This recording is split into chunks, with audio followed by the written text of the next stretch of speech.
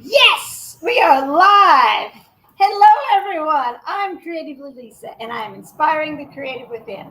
High vibing in from Long Beach, California. Yes, beautiful, happy Saturday it is. I have had the most amazing morning, and I was going to finish doing my stuff before I popped on, and I thought, you know what? It's part of it. So I'm going to do it while I'm talking to you. I'm going to oil up. I do every single day. And it makes such a difference in how I think, how I feel, how I perceive the world, and how I step forward every single day. And so I figured since today's topic of conversation is what I learned today from a private workshop with Dean Graziosi, I figured I would just do it while I'm talking. How's that for you? Oh, man. First, I'm going to say that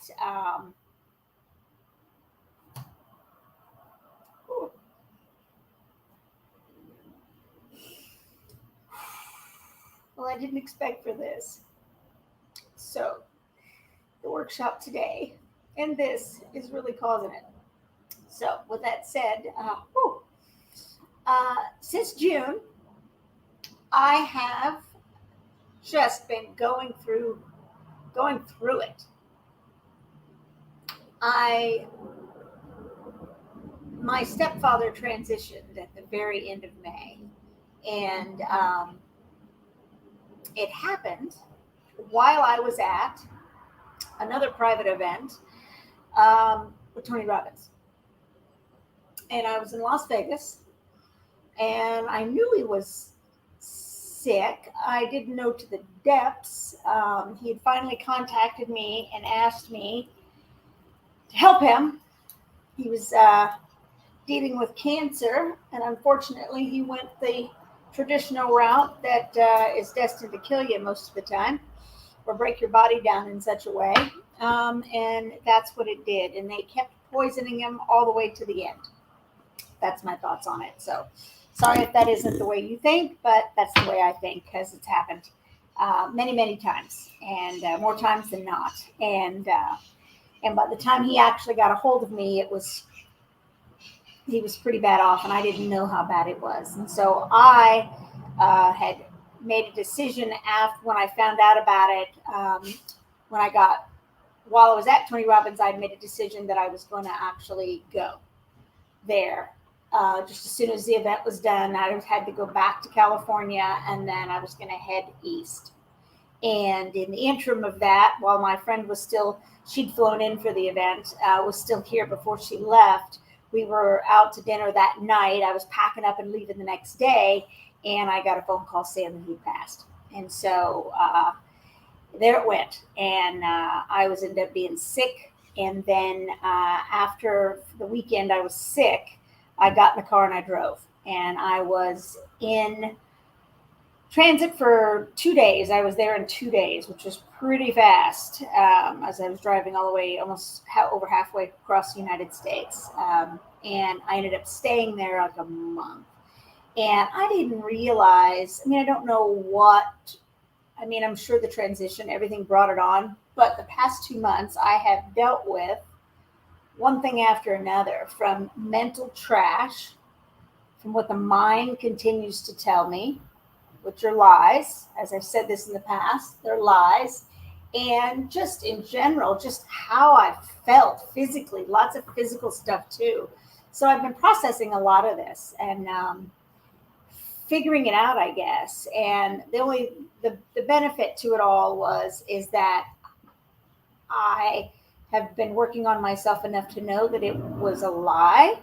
I didn't know how to get out of it, but I knew it was a lie and I had to figure it out. And something I was doing, I needed to shift it and I needed to keep moving forward in a really positive, happy way. But I had lost even I felt that I had lost a spark that I have that spark that's inside of me that gets me going every single day at 110 with this going strong.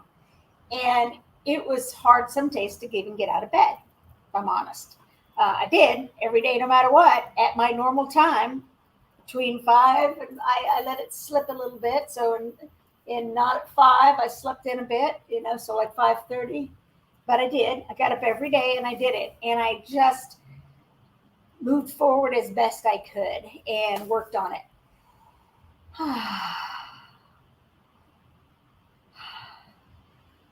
And so, but I was like, what the heck? Something's got to give because this isn't me. This isn't me. And so this has gone on since while I got back. Well, it started happening when I was gone, and it's continued the entire time.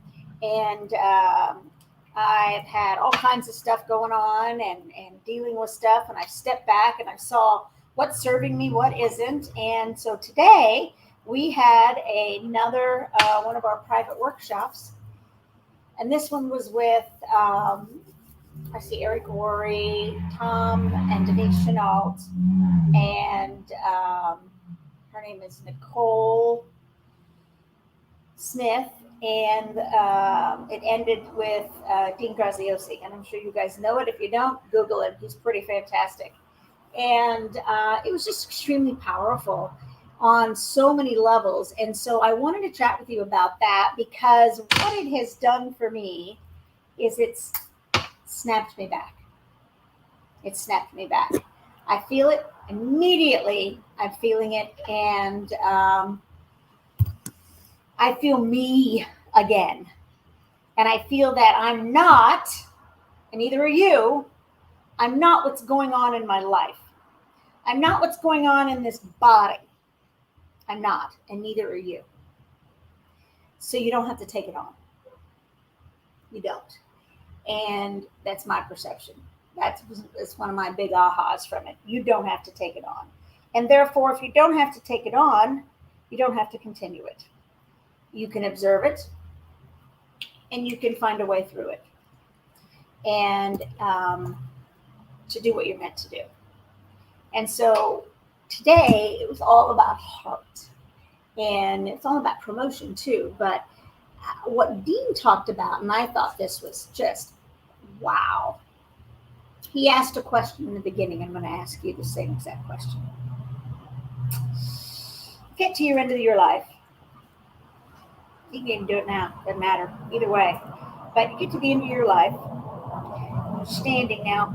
I believe in some of this, and I practice a little differently, but I believe in source, and I believe that we're all communicating at all times. You get to the end of your life, and you and God are standing there, and it's looking back over your life, and how do you feel? How do you feel you did? Did you enjoy it? Did you learn from it? How many people did you help? A lot of people. What did you do with your life? And then pulls up a second screen. This could have been your life. Would you have that duality? Would you have, this is what you did, and this is what you could have done? Would you have that first and foremost?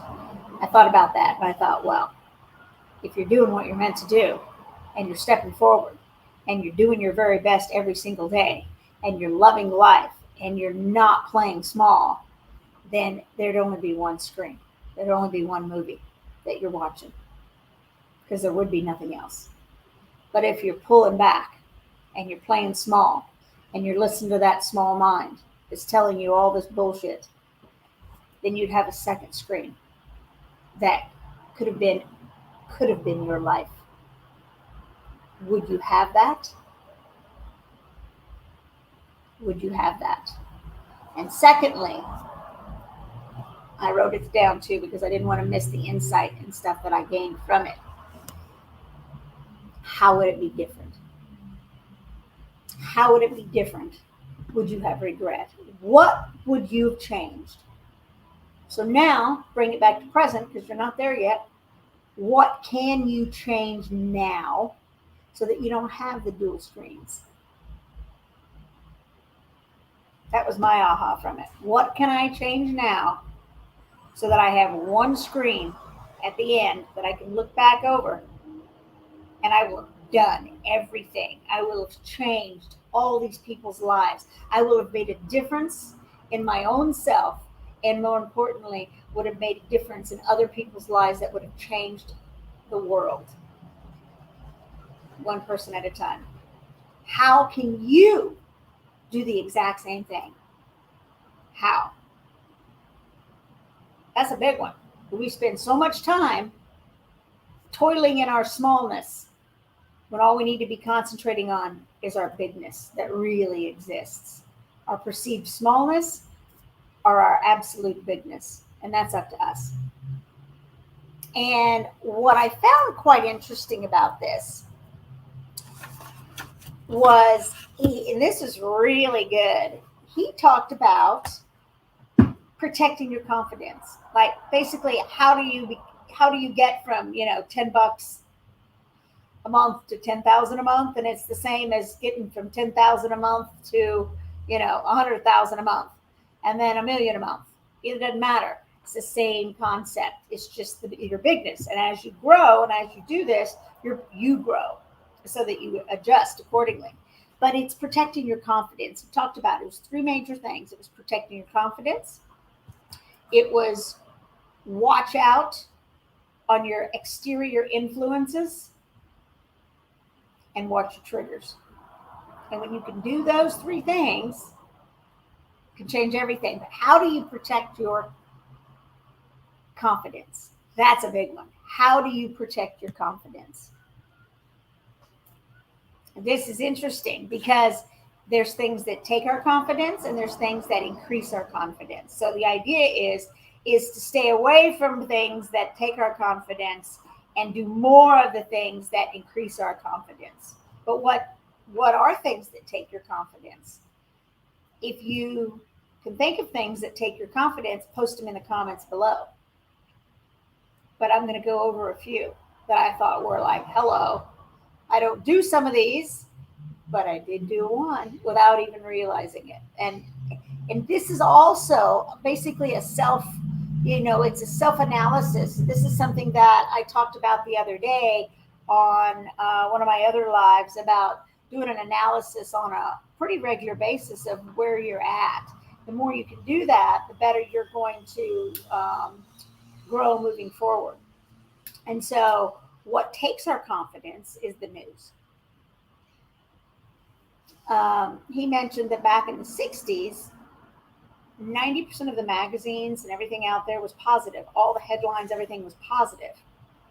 And then they quickly realized that negativity sells. Copies. They don't care whether it's true or not. They don't care about you. They care about sales. That's it. So what sells? Negativity. You don't hear wonderful things happening, which are. You hear negative things happening because people buy more of it. Now, I haven't watched the news. Well, I'll be honest, I catch a few podcasts or YouTubes here and there, so I'm in a little bit, but minimal. But it gives me this feeling even when I do it, and I've even pulled back from that. But the news is not positive. It's not serving you your greater good in any manner, because you can't change everything until you change yourself.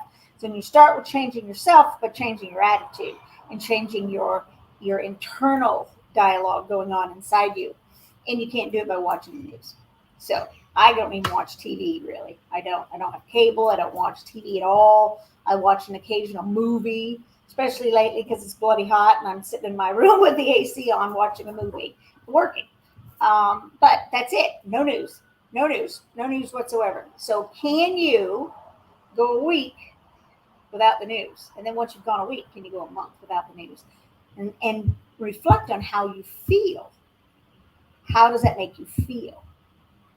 So the news is huge. The second thing is, I love this one because I hear it a lot from people I talk to. Unqualified people giving you, most of the time, unsolicited advice. Would you trust a poor person to tell you anything to do with money? Hell no. Would you talk to somebody that was an employee about a business that you want to start, about doing something on your own? Well, why would you? They don't know what they're doing. They're giving you their concept of things, which is this big, not this big. Yours might be here, theirs might be here. So do not, it takes your confidence away from you. Do not talk to people, unqualified people, about things that you want to do that they know nothing about. Now, would you go talk to a millionaire about increasing your income and learning how to make money? Well, hell yeah. Would you talk to an entrepreneur that's successful, that knows what they're doing in a business, about how to start a business and how to get going? Well, hell yeah. You wouldn't talk to your brother. Probably not doing that. Just saying. Be very conscious on who you take advice from. And I'll give you a story for myself. And I've actually dealt with this my entire life. I am from a small town, and I love my parents. And it took me a long time to get to a place to where I wasn't pissed off at the gifts that they gave me growing up. Now I understand. Okay. But my father not so much, although he did it quietly, because he did do it, was, you need a job, get a job, get a job, get a job. How are you going to do this? How are you going to do that? It was always so concerned with having a job. Didn't matter if I liked it. Didn't matter if it was good for me. Didn't matter if it was bad for me. Have a job. She thought small. She was concerned about that. And that's how she was raised.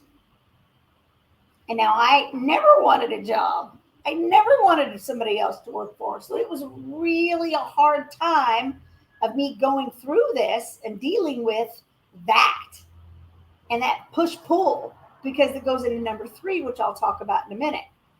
Or it goes into, I guess it goes into number 3, and which is comparison. And it took a while, because it hurt for a long time, because I wanted their approval. No, I didn't need their approval. Now I don't need their approval. Now they see I've chosen this unusual pathway. They don't understand it. Nobody did that. And every single one of them went the traditional route, and they're all struggling. All of them. Now, I love them.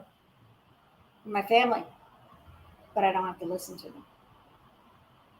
They're not qualified. So I don't. And it's taken a long time for me to realize that. Same with friends.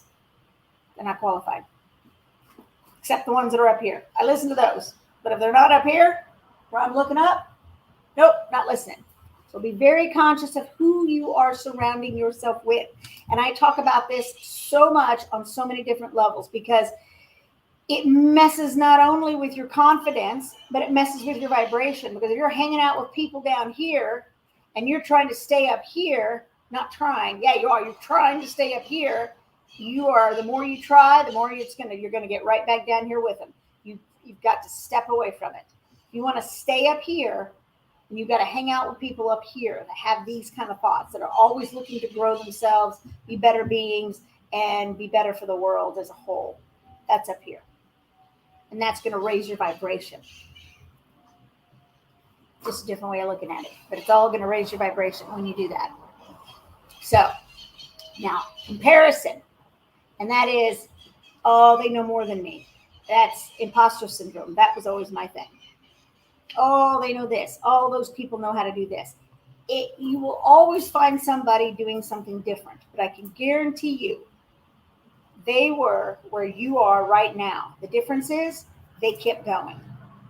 And it got them to where they are now. It says it takes 10,000 hours for someone to become a professional at anything. And if you're not doing it that long, then you're not a professional. So what? Screw up. Big deal. It's not perfect. Messy action. Keep doing it. Keep going. You'll figure it out. And I've noticed, since I've stuck with my consistent DMO, daily method of operation, now for quite some time, I can see the loopholes, where I need, the holes at. Where's the holes? I know where I need education and where I need learning. Was before, as I didn't understand it, but I kept going. And that got me. It was comparison. It was, oh, such and such, maybe they won't like me, or maybe this, or maybe that. All of these external things are not going to help you inside here. And whether they like you or not is not going to make you rich. It's not going to give you your dreams. It's not going to give you the outcome that you want, whatever that is. You liking you will do that. You saying yes to you and saying, I'm not going to listen to you because you're unqualified. I'm going to compare myself with myself. And this is something that I thought was brilliant that he said. And I'm going to read it exactly like he said it. And that is, give me just a second because I'm pulling it out because I want to give it to you exactly. The only person that you need to be better than is the person you were yesterday. The next 5 years is going to happen no matter what. What you focus on is what's going to make the difference. You can either progress or not. You focus on progression, not perfection.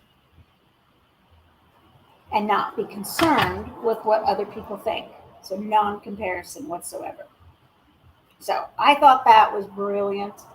It gave me such a boost. And I'm going to go over some of the things he said that increase your confidence. Because we all need this. No matter what, it affects us on some level. Because we are not 100% on everything. We're confident on the things that we know. And then if we don't know it all, everything, the confidence changes. It gets better the more you do it. So these are the things that's going to increase your confidence on the outside and on the inside. Okay, so the things that can increase your confidence on the outside is read more. Read more stuff from people that are doing better than you, that know what they're doing. Read their stuff because they've gotten it. They figured it out. Number 2, constantly grow yourself to become a better being. Surround yourself with people that have already done it and are doing it versus people that are not. Think bigger. Surround yourself with people that think bigger than you do. I thought that was really good. I learned that one yesterday. And do stuff that you love doing, whatever that is. Do stuff that you just love doing and move your body. And this. Smile. Those are external things. And on the internal thing, what can you do? Audit yourself. Again, it goes back to those questions. How am I doing today? How did I do today? What can I change? How can I improve? What would be something that I could do that would help me move forward? Ask yourself these questions and listen for the answers. The more you do that, the more you'll hear the answers. And the more you'll start listening and trusting that. And the more you'll hear it sooner. And to me, that was huge, huge, huge, huge, huge, huge. So I love that in the next 5 years, it's going to happen no matter what. You can either go all in or you could just dabble. If you're a dabbler, you're going to look back at the end and go and have 2 screens. Go all in, you're going to look back and have 1 screen and you're like, yeah, hell yeah. I want the hell yeah. I'm going for the hell yeah. What are you going for? Post in the comments what you're going for. Are you going for hell yeah, I'm in? Or, ooh, I'm going to stick my toe in and I'm going to be miserable my whole life. We've got this shot. And then, I don't know about you, but I don't want to repeat this again. So I want to do it right this time and then move on and do something different next time. Play another game. So, to tie this all up, be kind to yourself. Love yourself. And love yourself to live the life that you're meant to live. And the only way you can do that is loving yourself and having confidence in yourself to know that you can do anything. You can do anything. And keep going, no matter what. And ask yourself this question: am I settling? Why am I settling? If it's because you're afraid of something, that'll tear you down every time. Get rid of it. Because the fear are lies. It's all lies. The truth is within you. And there's a lot of la la la la, but it's true. And you just have to take the step. And the more you take the steps, the cool thing is, let me tell you a secret, that voice gets quieter. It gets quieter when you take the steps. The more you take the steps, the quieter it becomes. That and a bunch more, but that was the gist of what I learned. And I'm excited to be able to share this with you because I'm going to build a training for my team off of this discussion with you today that I'm going to offer in my workshop next weekend. And so this was a dry run. So thank you for being here. Thank you for listening. And I hope this has brought you some sort of wake-up call to do what you're meant to do instead of what you're settling for. Do what's in your heart, not what's in your head. Trust your instincts and say yes to life instead of saying, maybe I'll think about it. Just saying.